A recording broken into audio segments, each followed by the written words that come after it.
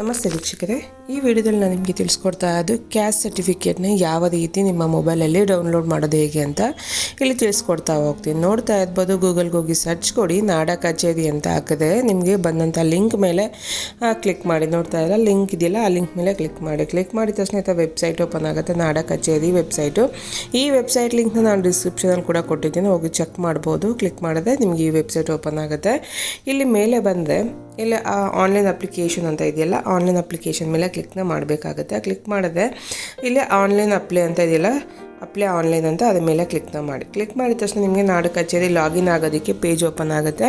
ಇಲ್ಲಿ ಮೊಬೈಲ್ ನಂಬರ್ನ ಹಾಕ್ಕೋಬೇಕಾಗತ್ತೆ. ನಿಮ್ಮ ಮೊಬೈಲ್ ನಂಬರ್ ಏನಿರುತ್ತಲ್ಲ, ನಿಮ್ಮ ಮೊಬೈಲ್ ನಂಬರ್ನ ಹಾಕ್ಕೊಂಡು ಕೆಳಗಡೆ ಗೆಟ್ OTP ಅಂತ ಇದೆಯಲ್ಲ, ಗೆಟ್ OTP ಮೇಲೆ ಕ್ಲಿಕ್ನ ಮಾಡಬೇಕಾಗುತ್ತೆ. ಕ್ಲಿಕ್ ಮಾಡಿದ ತಕ್ಷಣ ನಿಮಗೆ ಮೊಬೈಲ್ ನಂಬರ್ ಅಲ್ಲಿ ಹಾಕಿರ್ತದಲ್ಲ ಆ ನಂಬರ್ಗೆ OTP ಹೋಗಿರುತ್ತೆ. 6 ನಂಬರ್ಸ್ ಅಂತ OTP ನೋಡ್ತಾ ಇರ್ಬೋದು. ಸೆಂಡ್ ಅಂತ ಬಂದಿದೆ, ಓಕೆ ಅಂತ ಕೊಡಿ. ಓಕೆ ಅಂತ ಕೊಟ್ಟಿದ ತಕ್ಷಣ ನೆಕ್ಸ್ಟ್ ಕಾಲಮ್ ಇಲ್ಲಿ ಓಪನ್ ಆಗುತ್ತೆ OTP ಹಾಕೋದಕ್ಕೆ. ಬಂದಂಥ OTPನ ಇಲ್ಲಿ ಎಂಟರ್ನ ಮಾಡಬೇಕಾಗುತ್ತೆ. ಎಂಟರ್ ಮಾಡಿ ಲಾಗಿನ್ ಅಂತ ಇದೆಯಲ್ಲ, ಕೆಳಗಡೆ ಲಾಗಿನ್ ಮೇಲೆ ಕ್ಲಿಕ್ನ ಮಾಡಬೇಕಾಗುತ್ತೆ. ಕ್ಲಿಕ್ ಮಾಡಿದ ತಕ್ಷಣ ನಿಮ್ಮ ಏನು ಪೇಜ್ ಇರುತ್ತೆ ಆ ಪೇಜಿಗೆ ಲಾಗಿನ್ ಆಗುತ್ತೆ. ನಿಮ್ಮ ಅಕೌಂಟ್ ಮೊಬೈಲ್ ನಂಬರ್ಗೆ ಲಾಗಿನ್ ಆಗುತ್ತೆ. ಇಲ್ಲಿ ನೋಡ್ತಾ ಇರ್ಬೋದು, ಮೊಬೈಲ್ ನಂಬರ್ ಕೂಡ ಮೇಲ್ಗಡೆ ತೋರಿಸ್ತಾ ಇರುತ್ತೆ ಲಾಗಿನಲ್ಲಿ.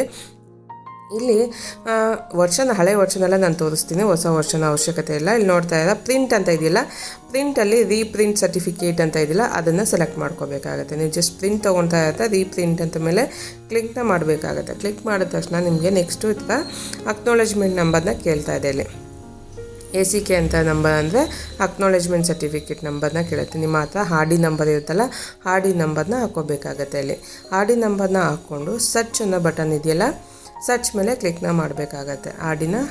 RD ನಂಬರ್ ಫುಲ್ ಏನಿರುತ್ತೆ ನಿಮ್ಮದು ಕ್ಯಾಸ್ಟ್ ಸರ್ಟಿಫಿಕೇಟ್ದು ಫುಲ್ನ ಹಾಕ್ಕೊಳ್ಳಿ. ಸೇಮ್ ಇದೇ ರೀತಿ ನಿಮ್ಮ ಇನ್ಕಮ್ ಸರ್ಟಿಫಿಕೇಟು ಕೂಡ ಸೇಮ್ ಹಿಂಗೆ ಇರುತ್ತೆ, ಇದೇ ರೀತಿ ಇರುತ್ತೆ. ಇದಾದಮೇಲೆ ಸರ್ಚ್ ಅಂತ ಕೊಟ್ಟಿದ ತಕ್ಷಣ ನಿಮ್ಮ ಡೀಟೇಲ್ಸ್ ಓಪನ್ ಆಗುತ್ತೆ. ಯಾರ ಹೆಸರಲ್ಲಿದೆ, ಏನು ಸರ್ಟಿಫಿಕೇಟ್ ಓಪನ್ ಮಾಡ್ತಾ ಇದ್ದೀರಾ ಅಂತ ಅಂದ್ಬಿಟ್ಟು ಪ್ರತಿಯೊಂದು ಡೀಟೇಲ್ ತೋರಿಸುತ್ತೆ. ಇಲ್ಲಿ ಕ್ಲಿಕ್ ಮಾಡಿ ಆ ಚೆಕ್ ಬಾಕ್ಸ್ ಏನಿದೆ ಆ ಚೆಕ್ ಬಾಕ್ಸ್ ಮೇಲೆ ಕ್ಲಿಕ್ ಮಾಡಿ. ಇಲ್ಲಿ ಡ್ರಾಫ್ಟ್ ವ್ಯೂ ಅಂತ ಇದೆಯಲ್ಲ, ಫಸ್ಟ್ ಡ್ರಾಫ್ಟ್ ವ್ಯೂನ ನೋಡ್ಕೋಬೇಕಾಗತ್ತೆ. ಹಂಗೆ ನೋಡೋ ನಿಮಗೆ ಪೇಮೆಂಟ್ಗೆ ಹೋದರೆ ಬರೋದಿಲ್ಲ. ಫಸ್ಟ್ ಡ್ರಾಫ್ಟ್ ವ್ಯೂನ ನೋಡ್ಕೋಬೇಕು, ಯಾರ ಹೆಸರು ಏನು ಡೀಟೇಲ್ಸ್ ಎಲ್ಲ ಒಂದ್ಸಲಿ ಚೆಕ್ನ ಮಾಡ್ಕೋಬೇಕಾಗತ್ತೆ. ಇದೆಲ್ಲ ಚೆಕ್ ಮಾಡ್ಕೊಂಡು ಓಕೆ ಆಯಿತು ಅಂತಂದಾಗ ಮೇಲೆ ಬಂದರೆ ಇಲ್ಲ ಆರೋ ಮಾರ್ಕ್ ಇದೆ ಇಂಟು ಅಂತ, ಅದನ್ನು ಕ್ಯಾನ್ಸಲ್ನ ಮಾಡ್ಕೋಬೇಕಾಗತ್ತೆ. ಓಕೆ, ಅದು ಕ್ಯಾನ್ಸಲ್ ಆದಮೇಲೆ ನೆಕ್ಸ್ಟು ವಾಪಸ್ ಇಲ್ಲಿ ಬಂದರೆ ಫೀಸ್ ಪೇ ಅಂತ ಇದೆಯಲ್ಲ, ಸರ್ವಿಸ್ ಫೀಸ್ ಅಂತ ಅಂದ್ಬಿಟ್ಟು ಅದ್ರ ಮೇಲೆ ಕ್ಲಿಕ್ನ ಮಾಡಬೇಕಾಗತ್ತೆ. ಅದ್ಮೇಲೆ ಕ್ಲಿಕ್ ಮಾಡಿದ ತಕ್ಷಣ ನಿಮಗೆ ಪೇಮೆಂಟ್ಗೆ ಹೋಗುತ್ತೆ. ನೋಡೋದಲ್ಲ, ಈ ಥರ ನಿಮ್ಮ ಆನ್ಲೈನ್ ಪೇಮೆಂಟ್ಗೆ ಹೋಗುತ್ತೆ. RD ನಂಬರ್ ಕೇಳ್ತಾ ಇದೆ, ಓಕೆ ಅಂತ ಕೊಡಿ.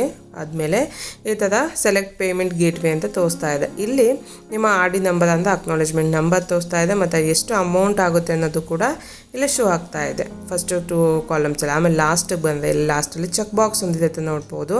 ಲಾಸ್ಟಲ್ಲಿ ಅಗ್ರಿ ಅಂತ ಅಂದ್ಬಿಟ್ಟು ಒಂದು ಚೆಕ್ ಬಾಕ್ಸ್ ಕಾಣ್ತಾ ಇದೆಯಲ್ಲ, ಆ ಚೆಕ್ ಬಾಕ್ಸ್ನ ಕ್ಲಿಕ್ನ ಮಾಡಬೇಕಾಗತ್ತೆ. ಕ್ಲಿಕ್ ಮಾಡಿ ಇಲ್ಲಿ ಕೆಳಗಡೆ 2 ಆಪ್ಷನ್ಸ್ ಇದೆ, SBI E-Pay ಅಂತ ಇದೆ, ಮತ್ತು ವ್ಯಾಲೆಟ್ ಅಂತ ಇದೆ, ವ್ಯಾಲೆಟ್ ಅಂತ ಅಂದ್ಬಿಟ್ಟು. ಇಲ್ಲಿ ನಾನು SBI ಪೇಮೆಂಟ್ ಅಂತ ಸೆಲೆಕ್ಟ್ ಮಾಡ್ಕೊತಾ ಇದ್ದೀನಿ. ಕ್ಲಿಕ್ ಮಾಡಿದ ತಕ್ಷಣ ನೆಕ್ಸ್ಟ್ ಪೇಜ್ ಇಲ್ಲಿ ಥರ ಓಪನ್ ಆಗುತ್ತೆ, ಅಂದರೆ ಪೇಮೆಂಟಿಗೆ ಹೋಗುತ್ತೆ. ಇಲ್ಲಿ ನೀವು ಯಾವ ರೀತಿ ಅಮೌಂಟ್ ಕಟ್ತಿದೆ ಅನ್ನೋದನ್ನ ಸೆಲೆಕ್ಟ್ ಮಾಡ್ಕೋಬೇಕಾಗುತ್ತೆ. ಡೆಬಿಟ್ ಕಾರ್ಡು, ಕ್ರೆಡಿಟ್ ಕಾರ್ಡು, ಇಲ್ಲ SBI ಕ್ರೆಡಿಟ್ ಕಾರ್ಡಿಂದ ಕಟ್ತಿದ್ದೋ, ಇಂಟರ್ನೆಟ್ ಬ್ಯಾಂಕಿಂದ ಮಾಡ್ತಿದ್ದೋ, UPI ಇಂದ ಮಾಡ್ತಿದ್ದಂತ.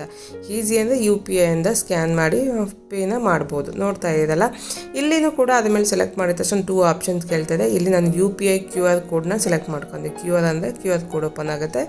ಸೆಲೆಕ್ಟ್ ಮಾಡಿಕೊಂಡು ಇಲ್ಲಿ ಪೇ ನಾವು ಅಂತಿದ್ದಿಲ್ಲ ಅದ್ರ ಮೇಲೆ ಕ್ಲಿಕ್ನ ಮಾಡಿ. ಕ್ಲಿಕ್ ಮಾಡಿದ ತಕ್ಷಣ ನೋಡೋದಲ್ಲ, ಇದರ QR ಕೋಡ್ ಓಪನ್ ಆಗುತ್ತೆ. ಇದನ್ನು ಸ್ಕ್ಯಾನ್ ಮಾಡಿ ನೀವು ಫೀಸ್ನ ಪೇ ಮಾಡಬೇಕಾಗತ್ತೆ. ಎಷ್ಟು ಅಮೌಂಟು, ಜಸ್ಟ್ 40 ರೂಪೀಸ್ಗೆ ನಿಮ್ಮ ಕ್ಯಾಸ್ಟ್ ಸರ್ಟಿಫಿಕೇಟ್ ನೀವೇ ನಿಮ್ಮ ಮೊಬೈಲಲ್ಲೇ ಡೌನ್ಲೋಡ್ನ ಮಾಡ್ಕೋಬೋದು.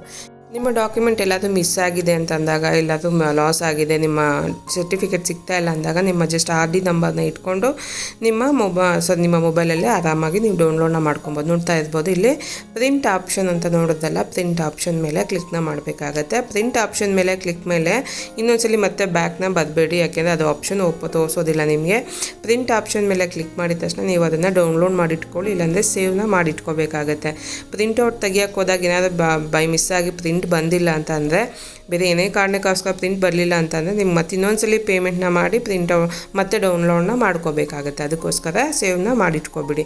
ಸೇವ್ ಮಾಡ್ಕೊಂಡು ನೀವು ಯಾವಾಗ ಬೇಕೋ ಅದನ್ನ ಡೌನ್ಲೋಡ್ ಮಾಡ್ಕೋಬೋದು. ಆದಮೇಲೆ ನೋಡ್ತಾ ಇರಲ್ಲ, ಇವಾಗ ಫೀಸ್ ಪೇಮೆಂಟ್ ಕಟ್ಟಿರೋದು ಕೂಡ ನೀವು ಆ ರೆಸಿಪ್ಟನ್ನ ನೋಡ್ಬೋದು. ಅದು ನೆಕ್ಸ್ಟ್ ಆಪ್ಷನ್ ಓಪನ್ ಆಗಿರುತ್ತೆ. ಈಗ ಯಾವ ರೀತಿ ಸರ್ಟಿಫಿಕೇಟ್ನ ತೆಗೆಯೋದು ಹೇಗೆ ನಿಮ್ಮ ಮೊಬೈಲಲ್ಲೇ, ನಿಮ್ಮ ಕ್ಯಾಸ್ಟ್ ಸರ್ಟಿಫಿಕೇಟ್ ಆಗಿರ್ಬೋದು, ಇನ್ಕಮ್ ಸರ್ಟಿಫಿಕೇಟ್ ಆಗಿರ್ಬೋದು, ಯಾವ ರೀತಿ ನಿಮ್ಮ ಮೊಬೈಲಲ್ಲೇ ಆರಾಮಾಗಿ ನೀವು ಜಸ್ಟ್ 40 ರೂಪೀಸಲ್ಲಿ ಯಾವ ರೀತಿ ತಗೊಳೋದು ಅಂತ ನೋಡೋದಲ್ಲ. ಈ ವಿಡಿಯೋ ನಿಮಗೆ ಯೂಸ್ಫುಲ್ ಆಗಿದೆ ಅಂದ್ಕೊತೀನಿ. ಯೂಸ್ ಆಗಿದೆ ಲೈಕ್ ಮಾಡಿ, ಶೇರ್ ಮಾಡಿ, ಕಮೆಂಟ್ ಮಾಡಿ ತಿಳಿಸಿ. ಸಿಗೋಣ ಹೊಸ ವಿಡಿಯೋದಲ್ಲಿ. Thank you for watching.